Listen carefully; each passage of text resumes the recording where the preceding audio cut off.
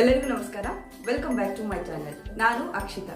ಇವತ್ತು ನಾನಲ್ಲ ನಮ್ಮ ಅಜ್ಜಿ ಮಂಗಳೂರು ಸ್ಪೆಷಲ್ ಚಿಕನ್ ಸುಕ್ಕ ಯಾವ ಥರ ಮಾಡ್ತಾರಂತ ನಾನು ನಿಮಗೆ ಹೇಳಿಕೊಡ್ತೀನಿ. ಒಂದು ಮಿಕ್ಸಿ ಜಾರಿಗೆ ಮೊದಲೇ ಆಯಿಲಲ್ಲಿ ಫ್ರೈ ಮಾಡ್ಕೊಂಡಿಟ್ಟಿರುವ 2 ಟೇಬಲ್ ಸ್ಪೂನಷ್ಟು ಕೊರಿಯಂಡರ್, ಸ್ವಲ್ಪ ಕರಿಬೇವು, ಒಂದು 6-7 ದಳ ಬೆಳ್ಳುಳ್ಳಿ, 1 ಟೀ ಸ್ಪೂನಷ್ಟು ಮೆಂತೆ, 1 ಟೇಬಲ್ ಸ್ಪೂನ್ ಜೀರಾ, ಸ್ವಲ್ಪ ಹುಳಿ, ಅರ್ಧದಷ್ಟು ಈರುಳ್ಳಿ, 20ರಷ್ಟು ಉದ್ದಮೆಣಸು. ಯಾಕಂದರೆ ಇದು ತುಂಬ ಸ್ಪೈಸಿ ಇರಲ್ಲ, ಸೊ ಇದಕ್ಕೆ ಜಾಸ್ತಿಯಾಗಿ ತೊಗೊಂಡಿದ್ದಾರೆ. ನೀವು ಗಿಡ್ಡ ಮೆಣಸು ತೊಗೊಳ್ಳೋದಾದರೆ ಸ್ವಲ್ಪ ಕಡಿಮೆ ಹಾಕ್ಕೋಬೋದು.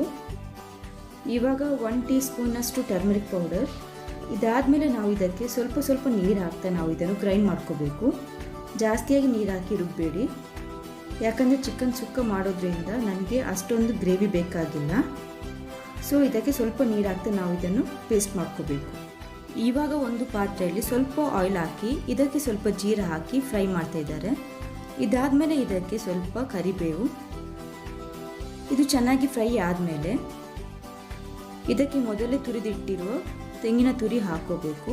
ಇದನ್ನು ಕೂಡ ನಾವು ಸ್ವಲ್ಪ ಹೊತ್ತು ಇದು ಬ್ರೌನ್ ಕಲರ್ ಆಗೋ ತನಕ ಇದನ್ನು ಫ್ರೈ ಮಾಡ್ಕೋಬೇಕು.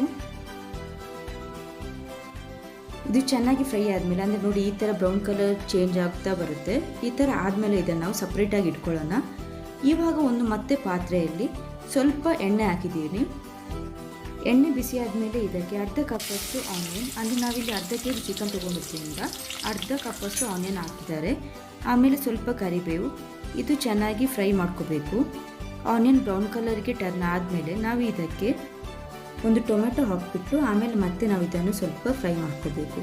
ಇವಾಗ ಇದೆಲ್ಲ ಫ್ರೈ ಆದಮೇಲೆ ನಾವು ಆವಾಗಲೇ ರುಬ್ಕೊಂಡಿರುವ ಆ ಪೇಸ್ಟನ್ನು ಇದಕ್ಕೆ ಇವಾಗ ಹಾಕ್ಕೋಬೇಕು. ಇವಾಗ 1/2 kg ಚಿಕನ್ನನ್ನು ಇದಕ್ಕೆ ಆ್ಯಡ್ ಮಾಡ್ತಾಯಿದ್ದೀನಿ.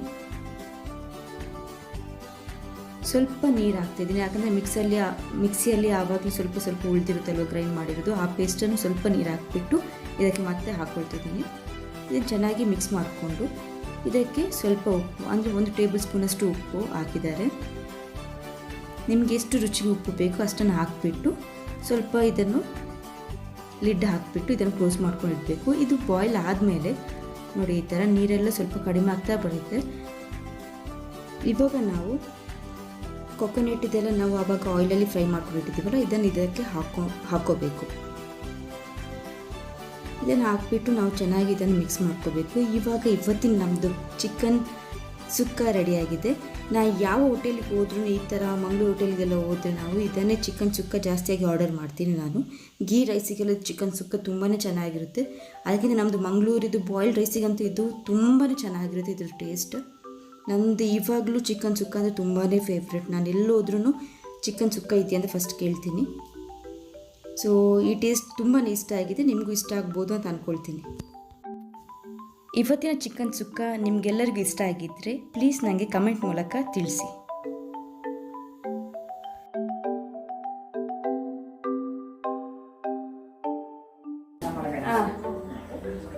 ತಾರೆ ಕಟ್ ಮಾಡಿ ಅವರೇ ನೀರು ಕುಡಿಯುವುದು ಅದ್ರದ್ದು.